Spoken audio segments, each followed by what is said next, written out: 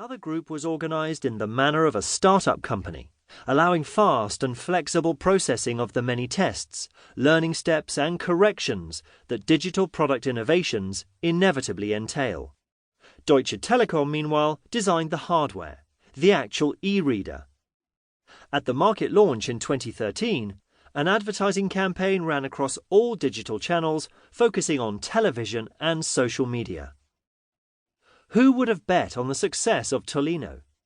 In one corner, a group of traditional medium-sized companies and a former state-owned company, and in the other corner, one of the leading global success stories of the digital age. Everything pointed to Amazon. However, the smart approach of the latecomers paid off. In 2015, Tolino pulled level with Amazon in Germany, with a market share of between 40 and 45%, depending on the counting method. The key to its success was a specific advantage that traditional retailers have: bricks and mortar. They were able to combine their high street stores and their online business into an omni-channel concept, with 60 million people in Germany visiting a bookstore each year. And since the Tolino partners consistently aligned their marketing mix across all channels, they secured a structural competitive advantage over Amazon. The Americans still had no physical presence in Germany. The Tolino campaign also brought new customers into the brick-and-mortar stores. Naturally, we sold most of our e-readers in our bookstores, says Michael Bush. This was a major success, but not grounds for relaxing. The battle for superiority is far from decided. Market and customer needs are still developing, placing high demands on agility and innovation.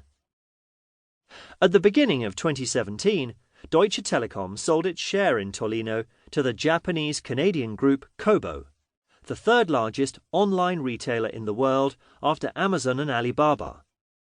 The move further strengthens the Tolino alliance because Kobo has its own generation of e-readers and e-books.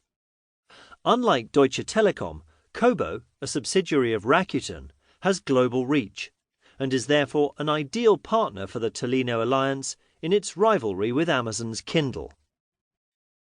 Tolino is now present in more than 1,800 German bookstores. The success has not helped all Tolino partners. Weltbild applied for insolvency, and Bertelsmann ended its book clubs in late 2015. However, the media group is still on board with Tolino Media, the wholesaler for e-books, and new partners have joined. For example, the wholesaler Libri brought with it 1,300 bookstores, and with two strong regional groups, a further 70. Today, the Tolino can be bought in more than 1,800 out of a total of 6,000 German bookstores, and the open system has even expanded to Belgium, Italy, Holland, Austria, and Switzerland. Furthermore, the success of Tolino and the associated prospects for booksellers is likely to have contributed to Thalia being sold for a 9-figure sum in 2016. One of the new owners is CEO Michael Bush. He expects further double-digit growth in e-book commerce, with 9 million Germans using e-readers by 2020. The Thalia boss sees them as good customers. If they like an e-book, they often also buy the print copy because they still want to flip through an actual book. The Tolino adventure has taught Bush something. It doesn't matter where you come from or how big or small your company is. If you have enough imagination and strong willpower, you can achieve just as much with digitization as the giants in Silicon Valley. The Tolino success can therefore serve as a blueprint for all those companies whose business models are threatened by digitization. The answers to 3 questions provide a model for digital transformations, including for your company. 1.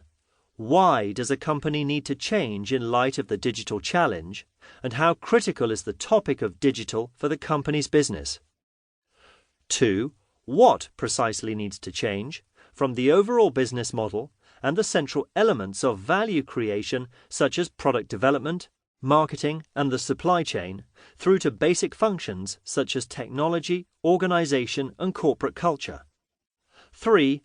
How will the company organize the digital transformation?